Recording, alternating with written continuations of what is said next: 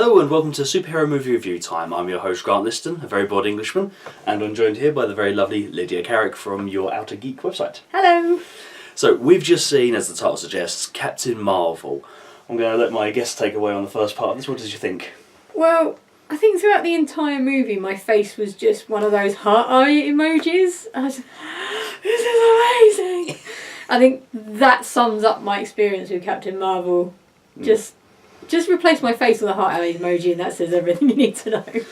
So for the past, just shy of a year really, I've been getting Lydia caught up with all of the Marvel Cinematic Universe. This is the, excluding Ant-Man and Wasp, which you saw out of sequence, this is the first Marvel film we've seen as a couple in the cinema where you actually know what the hell is going on.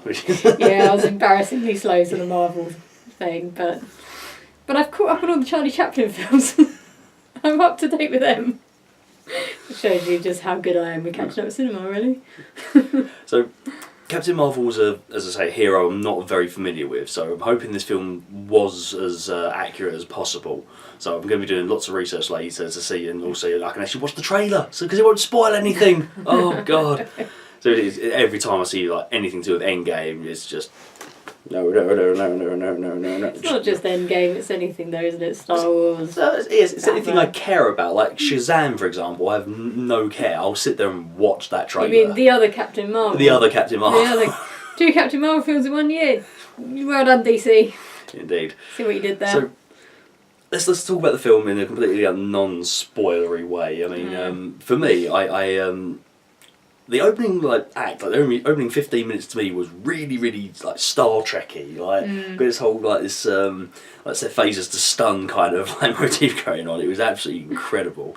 The actual film for me it's incredibly safe, but it's really fun at the same time. I don't have any complaints really. No, it felt to me like a sort of Superman movie. It had all the kind of, it played out exactly as a Superman movie would.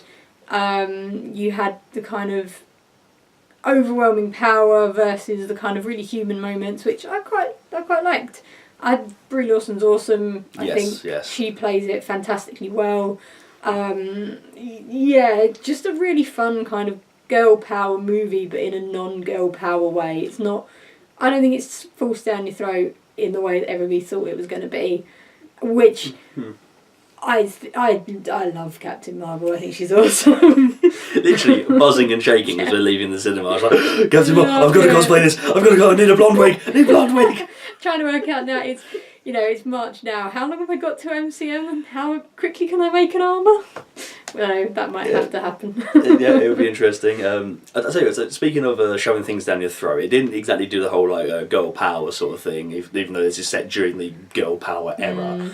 One thing this film does shove down your throat is that it is 90s. Oh God, the music. Yeah, the music is like references to things that have long since passed. And do you know what, I tell you what, I don't hate it, but it just makes me feel old. Is that growing up watching these films, like, oh, this one's set in the 80s, oh, this one's set in the 70s. I'm like, oh, that would have been a great time to grow up. We're now in the generation where they're doing films about the 90s, and the new generation like, oh, that'd be a great year to grow up in. You had Game Boy and Blockbuster. I'm like, I feel old. Oh, I'm so old. Especially now where this is like deliberately set in history, and it's like this is a historical era. It's like, oh no. Boy bands roamed the earth. Yeah, and girl bands roamed the earth. Just one girl band. Yeah, for a very short period of time, actually. I know it's. But can we talk about Goose? Yes, we need to talk about Goose. We're going to try and do as very minimal spoilers here, but Goose is. Terrifying. Lovely, beautiful, gorgeous cat. Terrifying. I want a goose. I'm allergic, so no. And second of all, just terrifying. So was Brie Larson, actually. Yeah. Did all the stunts herself. Horribly allergic to cats. Had to CGI the cat in. Could punch a man. Could do all her stunts.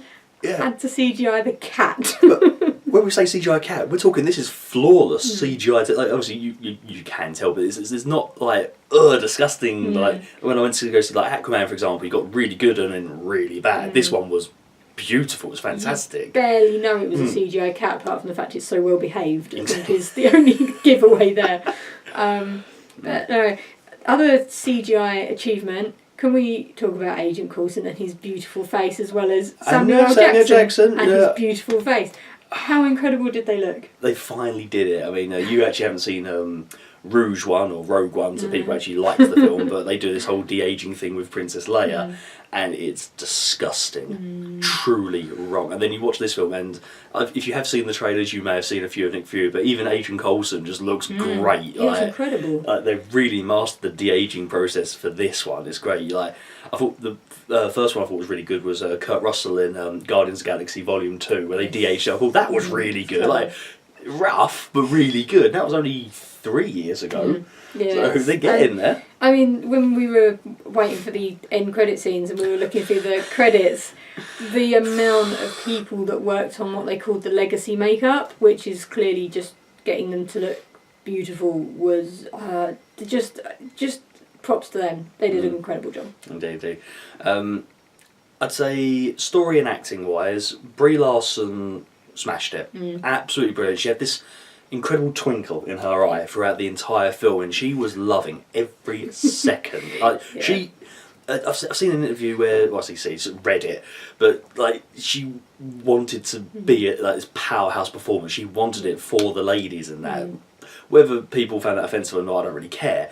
But it's just that her performance was so damn good; it deserves recognition. It's one of those things where I love it when you can see how much an actor loves what they're doing, and you could see she was absolutely loving every second of being on that set. Like, just incredible. Yeah, it definitely wasn't Brie Larson is Captain Marvel. This was Captain Marvel. It was brilliant. She absolutely owned the role. Great. I hate it when you get actors and it's kind of like, oh, this is so and so as so and so, and it's like, oh yeah, but I just lost myself in the fact that she was Captain Marvel and I couldn't pull myself out of it. It just worked so well. I'd say with the rest of the story though, it's a safe story. It's not your typical origin story, which is great. I do like that they've gone a bit more with it. They've actually made it more relevant to what's going on in the rest of the MCU. As for the villain, I wouldn't say it's a typical bad Marvel villain, but this isn't like any Loki or Thanos. This is a good, rememberable villain, but just didn't leave a lasting impact. And obviously we can't really tell you who the villain is. It's kind of a twist. So what I felt like they did was they took the kind of typical superhero movie and almost turned it on its head a bit. They played with the way the origin story was told. They played with the way the villain played out. They played with the way that she got her powers. It felt like they'd taken your typical superhero movie, like your Superman and your sort of the original Marvel films, and completely twisted how it played out, and I really appreciated that. I think it felt right. It didn't feel like they were trying too hard. It just worked. I don't think there was a wasted scene in this movie. It moved along at a very good, comfortable pace. It definitely ticked a lot of the right boxes, which was really nice. It made a really good, enjoyable film. What I want to talk about now, and I'm going to really try and avoid the big spoilers here, but this annoyed me. This got me, and I want it on record now. I called it. I called it. Going into this movie, right, I did not care about Nicholas Fury's eye.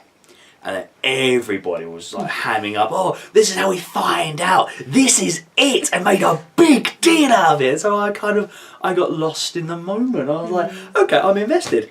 How does he lose his eye? And I called it.